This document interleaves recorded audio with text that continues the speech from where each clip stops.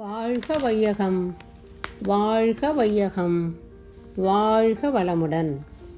குரு வாழ்க, குருவே துணை.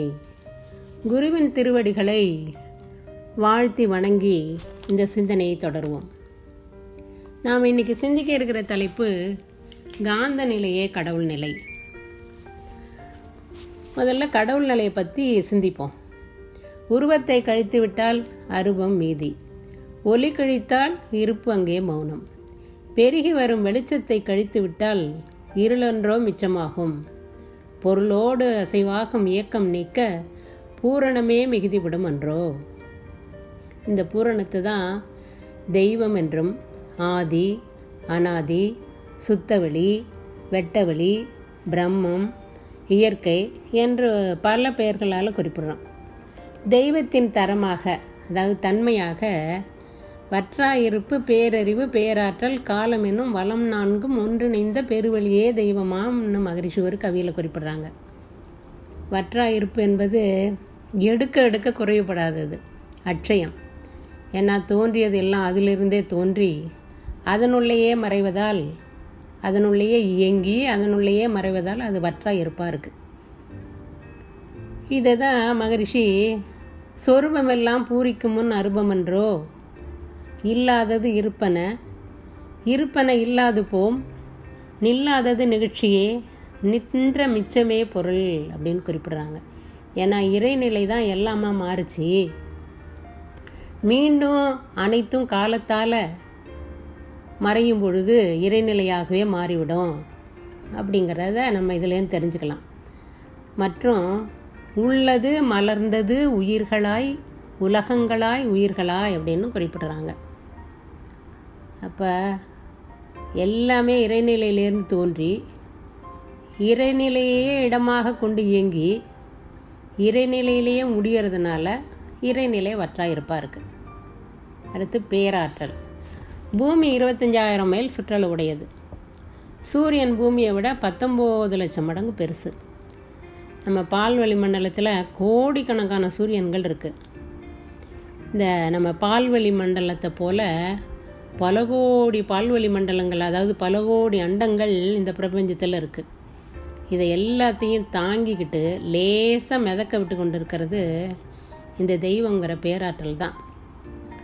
இப்போது தாங்குகிற பொருள் வலிதா, அதில் இருக்கிற பொருள், தங்கி இருக்கிற பொருள் வலிதா அப்படின்னு சொன்னால் தாங்குகிற பொருள் தான் வலிமையானது. இந்த தாங்குகிற பொருள் இந்த தெய்வம் என்ற சுத்தவெளி தான் தாங்கி லேசாக எல்லாத்தையும் மிதக்க விட்டுட்டு இருக்கு, கோடிக்கணக்கான சூரியன்களையும் கோடிக்கணக்கான அண்டங்களையும். பேரறிவு.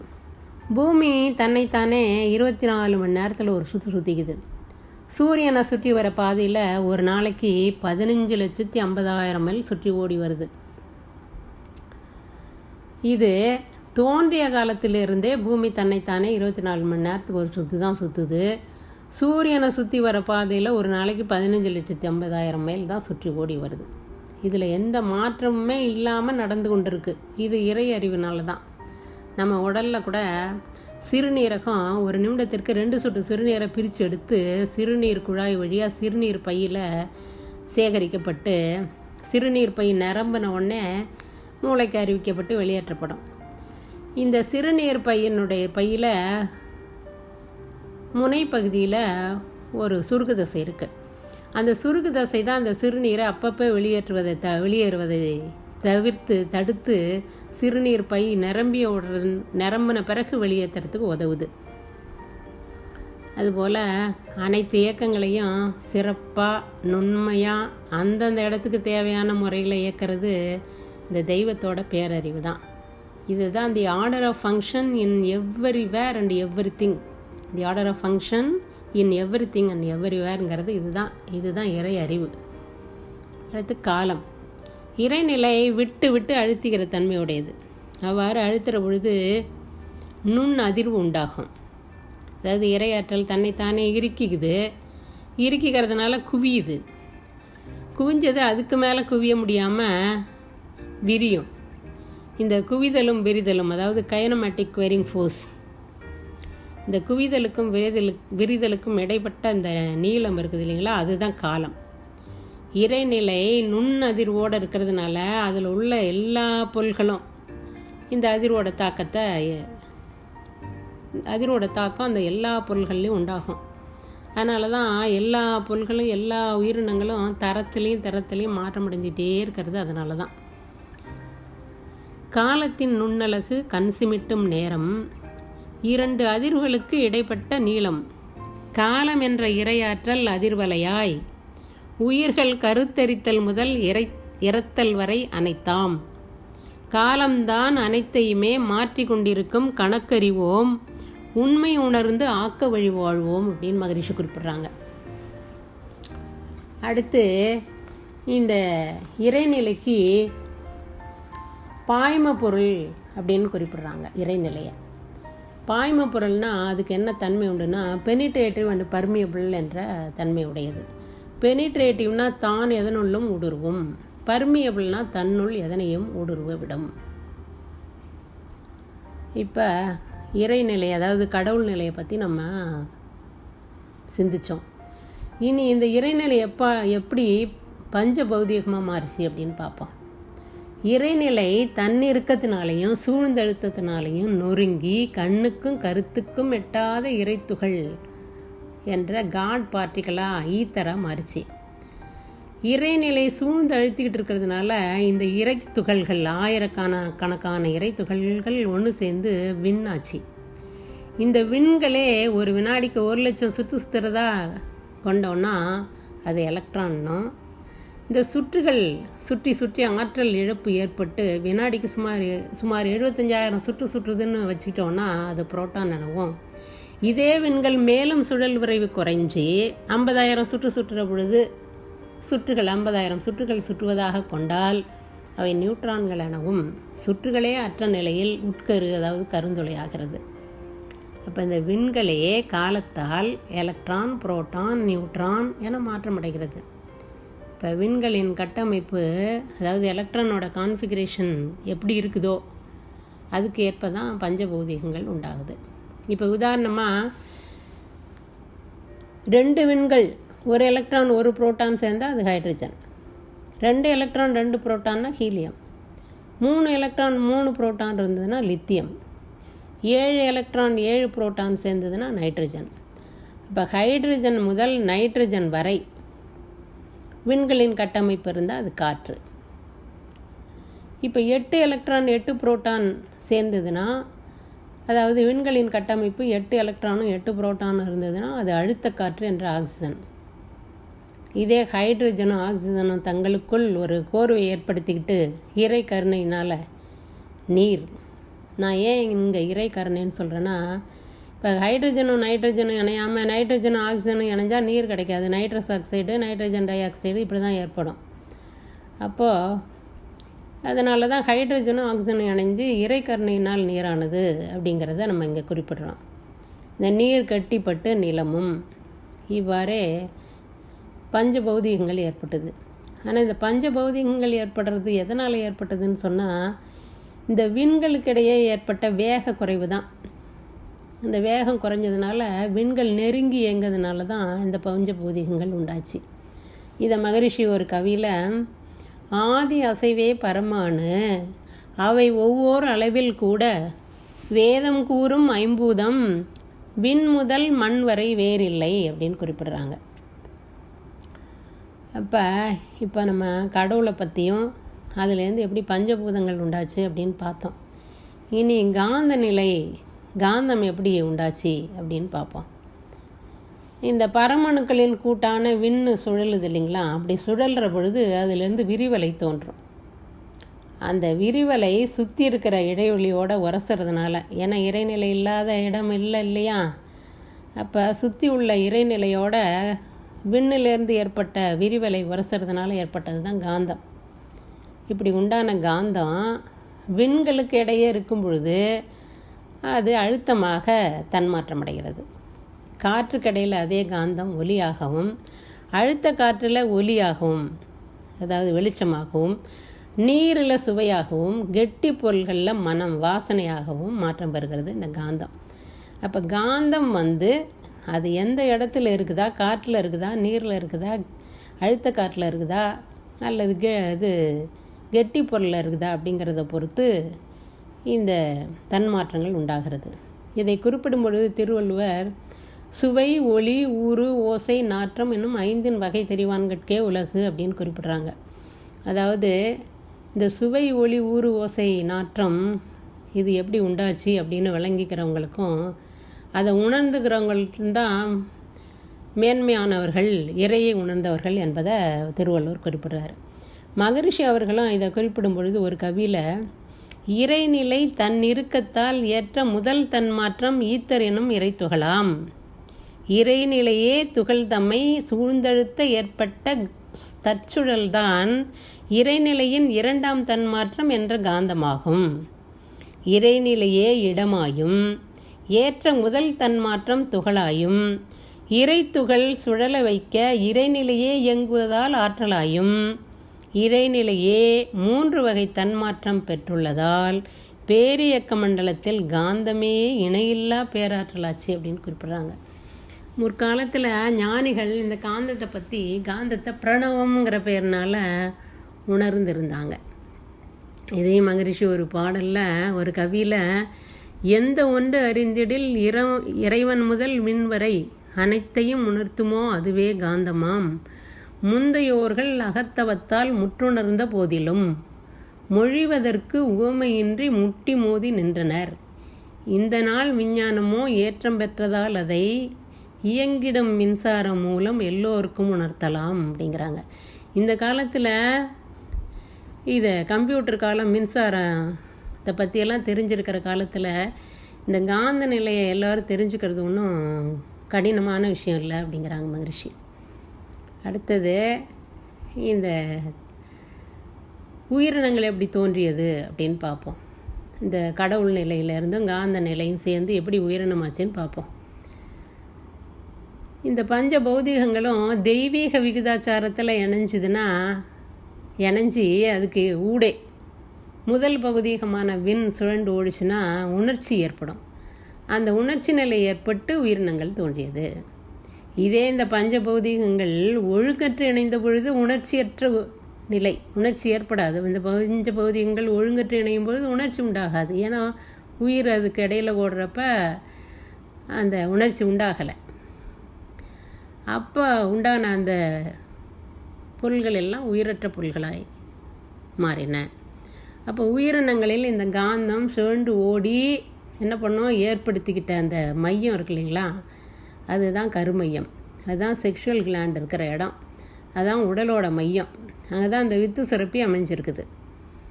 இவ்வாறு விண்களின் கூட்டால் விண்கள்லாம் சேர்ந்து உருவ அமைப்பு ஏற்பட்டது. இந்த உருவ அமைப்பில் தனித்த விண்ணாகிய இந்த உயிர் ஓட்டம் ஏற்பட்டது. உயிர் ஓட்டத்தினோட சுழற்சினால் ஏற்பட்ட விரிவலை தான் ஜீவகாந்தம். அந்த ஜீவகாந்தம் தான் மனமானது.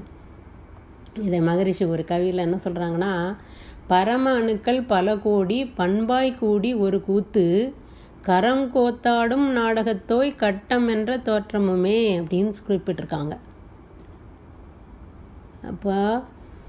இப்போ நம்ம எப்படி உயிரினங்கள் தோன்றியது அப்படின்னு பார்த்தோம். இப்போ இந்த ஜீவன்களில் உருவான இந்த காந்தம்,